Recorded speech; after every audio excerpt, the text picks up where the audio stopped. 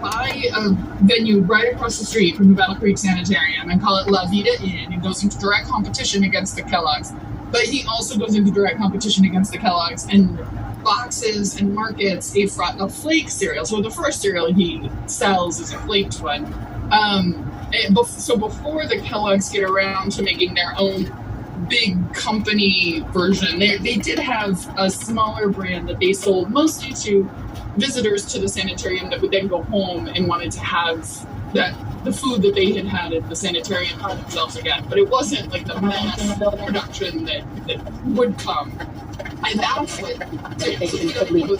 went off and did some dastardly things and did very well for himself and made, in 8 years, I think he went from unwell and quite unwell to like a millionaire, and it took off. And that's what made the Kellogg brothers fight about whether or not they should take him on and start their own big company. And Will Keith, W.K. Kellogg, was on the side of we should start a company, and John Harvey, who was more in charge of the sanitarium, wanted to just focus on the sanitarium and wanted it to be the health side of things, not the marketing side of things.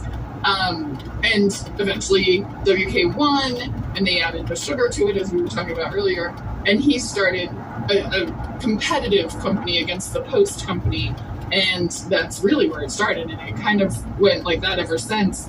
But it's in a fun way to think about this story into modern times. Do you know how the Kellogg's logo is a signature? If we can all picture that box. So Post had already started his company, and so Will Keith wanted to make it clear to purchasers that he was the original, whether or not CW Post had kind of beat him to the punch or whatever. And so he was signing the boxes. In the beginning, he signed each box himself, and eventually they got a stamp and they made it into a stamp. But as a way of saying this is the original and everything else is an imitation. This is authentic cereal. Yes. Opposed to the person across the street, I don't know. But you also call CW Post the grandfather of American advertising. What influence did that marketing strategy have on grape nuts even today? Absolutely. Yeah, he really did. We wouldn't have cereal the way we have it now if not for Post's advertising and then everyone having to join him, from the shredded wheat and the international companies. And basically, the history of cold breakfast cereal is the history of marketing cold breakfast cereal. The two just have always been hand in hand. And if you think about today, you had mentioned the toy breakfast cereal surprises and stuff. There's just always been some gimmick, some marketing campaign, some strategy that has gone along with cereal ever since they were put into boxes.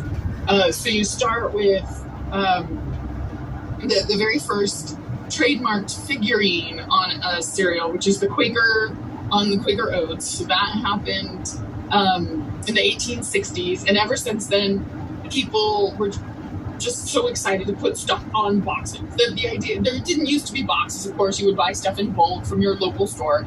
But once stuff started getting packaged and started being sold in bigger stores and urban centers, then that just became space people could advertise on. And of course, Post was one of the first to jump on that bandwagon. He would insert booklets and pamphlets and recipe booklets into the boxes of grape nuts. He would put stuff on the boxes of grape nuts about how healthy it is for you and how strong it'll make you, and all kinds of slogans.